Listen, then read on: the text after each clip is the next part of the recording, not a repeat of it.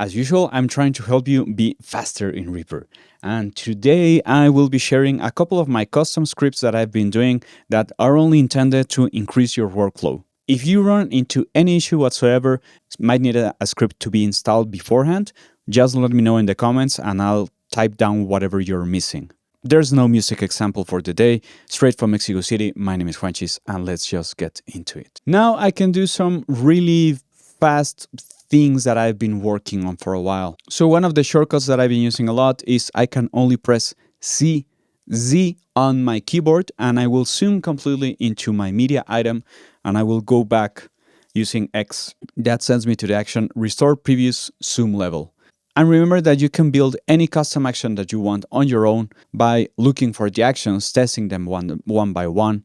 And in the case of zoom to media item, I'm making first a vertical zoom to selected item, then a horizontal zoom to selected item, and then setting the time selection to those items or to that item that I have selected. This second one for me is super exciting. It doesn't work if your track is all the way up in the TCP or the track control panel. It has to be at least the second track inside of your session. So by just pressing P, I can bounce in place, P because print, I can bounce in place as stereo or I can bounce in place as mono. What I'm doing with this is that maybe I have an effect that's inserted on my track and I'm trying to get rid of some plugins in my session. And even though you could insert the plugin itself into the media item and then render it, I much rather do a print of that or a bounce in place of that. And I get an instant print of this. There's no way to add on the custom action that whenever it's done, you have to unarm the track. And as you can see, the action itself makes a folder because it's changing the recording mode. This new track and output a stereo mode, but it's using it as a folder. So it saves me the routing actions.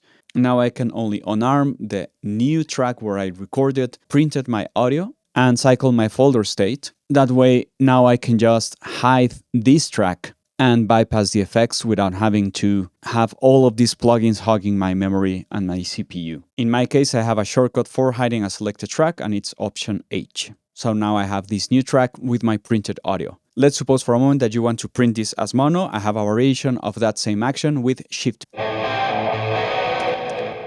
And I've made custom scripts for all of this that you can find in the description below. And you can just hit new action in load RIA script and load my scripts into your own version of Reaper. If maybe you are using another plugin as some sort of auxiliary verb or auxiliary delay or something in parallel, even parallel drum compression or parallel saturations that you're using, sometimes you just want to print that because you have a track template that's a go-to sound that you use a lot or a processing that you use a lot and it's CPU intensive. So I can just make a new track, route from my source track by click and dragging into the new track is going to create a send. I can arm this one and I can call this aux verb, let's call it that. In case I'm printing something as an effect on another track, I want this to be 100%. And I can set the track recording out to mono or to stereo. I'll run it. And now I have it ready to go. Now I can just bypass the effect and I have my printed audio as I need it with my plugin. And just unarm it whenever you're done. Let's suppose for a moment that you're trying to edit drums or anything else. I have a whole video on how to use the stretch markers to warp things around with a couple of suggestions for the way you could be warping stuff without messing too much with the music. I always use two different actions, stretch marker at cursor or stretch marker at mouse position. Whatever is faster for you this time works. So I'm going to use only the transient. And I know this isn't even the right tempo. The only point that I want to get across is that whenever I have all of my stretch markers set and I want to drag something onto a grid because it's a very specific tempo that I have, I can use the custom action that I did, snap stretch markers to grid, so it sets time selection to items. That way I won't affect anything outside of that range, and I can snap the stretch markers in time selection to grid. What that looks in the end is something like this. In this case, again, like the tempo or the audio itself doesn't matter. I'm just trying to make a point across. The good thing about this action is that sometimes when you're trying to use actions related to snap stretch markers to grid, it can work in many different ways. So I found a way that I can control a bit more how much of it handling by using the time selection. And sometimes I don't want to be dragging up top all the time. I just want to drag one single item, and if you're working with loops or recorded phrases that you're trying to get closer together, you can use something like that.